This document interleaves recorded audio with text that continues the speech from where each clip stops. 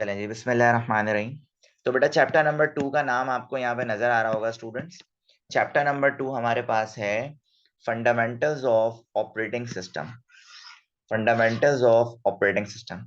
बेटा फंडामेंटल्स का मतलब तो आपको ऑलरेडी पता है कि सर फंडामेंटल्स का मतलब होता है बेसिक्स। फंडामेंटल का मतलब क्या होता है स्टूडेंट्स? बेसिक्स। ठीक है। और ऑपरेटिंग सिस्टम, बेसिकली बेटा ऑपरेटिंग सिस्टम क्या होता है आपको ये भी पता है, नहीं पता तो जरा देख लें आप।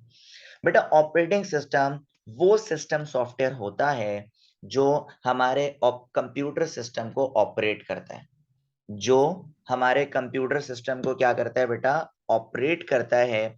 ऐसे सिस्टम को, ऐसे सॉफ्टवेयर को हम कहते हैं ऑपरेटिंग सिस्टम। ठीक है। जैसे हम ये कह सकते हैं मिसाल के तौर पे, ऑपरेटिंग सिस्टम ये यूजर है और ये आपका कंप्यूटर सिस्टम है। इन दोनों को कम्युनिकेशन के लिए एक सॉफ्टवेयर की जरूरत है। यूजर को यूजर को और कंप्यूटर सिस्टम को कम्युनिकेशन के लिए एक सॉफ्टवेयर की जरूरत है, और वो सॉफ्टवेयर क्या है बेटा? ऑपरेटिंग सिस्टम है। तो बेटा इस चैप्टर में हम ऑपरेटिंग सिस्टम के तमाम बेसिक्स को देखने वाले हैं। ठीक है। तमाम फंडामेंटल्स को देखने वाले हैं, तमाम फंक्शंस को देखने वाले हैं, और बच्चों ऑपरेटिंग सिस्टम की टाइप्स को भी देखने वाले हैं हम इस चैप्टर में। ठीक है। तो सबसे पहले बच्चों इंट्रोडक्शन टू ऑपरेटिंग सिस्टम में जरा देखें है क्या, यानी ऑपरेटिंग सिस्टम की डेफिनेशन है। क्या लिखा हुआ है students? An operating system is a software which performs all the basic tasks like booting, file management, memory management, process management, ठीक है, कंट्रोलिंग पेरिफेरल डिवाइसेस। या पेरिफेरल डिवाइसेस का मतलब होता है students input output devices. Peripheral devices का मतलब होता है बेटा इनपुट आउटपुट डिवाइसेस। ठीक है।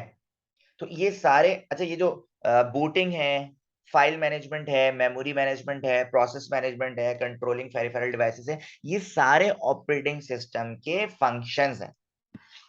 ये सारे बेटा ऑपरेटिंग सिस्टम के क्या हैं? फंक्शंस हैं, यानी ऑपरेटिंग सिस्टम के काम हैं जो ऑपरेटिंग सिस्टम जो है वो परफॉर्म कराता है। जो ऑपरेटिंग सिस्टम क्या करता है बेटा? परफॉर्म कराता है। ठीक है।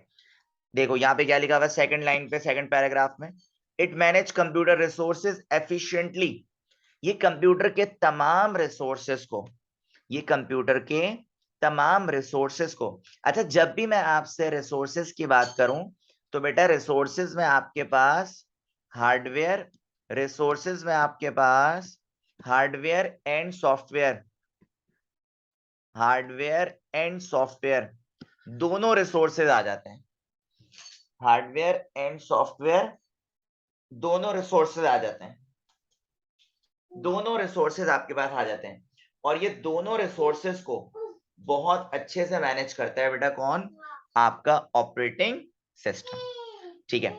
अब हमारे पास ऑपरेटिंग सिस्टम की कुछ मोस्ट कॉमन एग्जांपल है, यानी ये ऑपरेटिंग सिस्टम हमारे पास नॉर्मली यूटिलाइज किए जाते हैं। जैसे डॉस एक ऑपरेटिंग सिस्टम है जिसकी एब्रीवेशन होती है बेटा, जिसकी एब्रीवेशन होती है disk operating system. Disk operating system. ठीक है।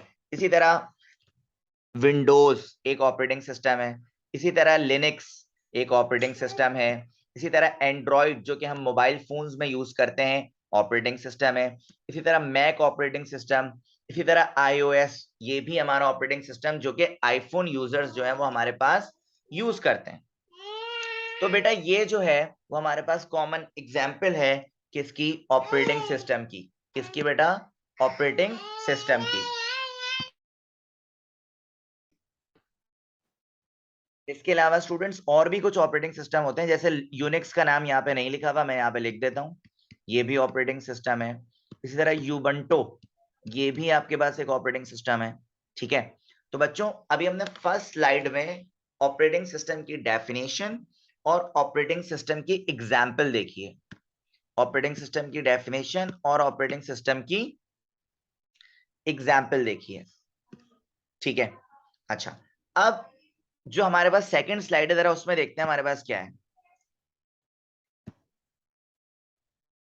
अच्छा, ये ऑपरेटिंग सिस्टम के कुछ लोगोज आपके पास हैं। एंड्रॉइड का लोगो, लिनक्स का लोगो, विंडोज का लोगो, आईओएस का लोगो, डॉस यानी डिस्क ऑपरेटिंग सिस्टम का लोगो। ठीक है, ये आपके पास ऑपरेटिंग सिस्टम के लोगोज मौजूद हैं। अच्छा स्टूडेंट्स, अब जो हमारा टॉपिक है, जो कि लॉन्ग का टॉपिक है स्टूडेंट्स, और अक्सर हमारे पास ये टॉपिक एग्जाम में आता है। हमारे पास ये टॉपिक जो है स्टूडेंट्स, वो अक्सर एग्जाम में आता है, और ये बहुत इंपॉर्टेंट टॉपिक भी है। और इस टॉपिक का नाम है students functions of operating system. इस टॉपिक का नाम क्या है बेटा? Functions of operating system. Functions का मतलब होता है स्टूडेंट्स काम, कि ऑपरेटिंग सिस्टम के हमारे पास कौन कौन से फंक्शंस जो है वो मौजूद हैं। सही है, तो बच्चों बहुत गौर से देखिएगा। देखें पहले लिखा हुआ क्या है।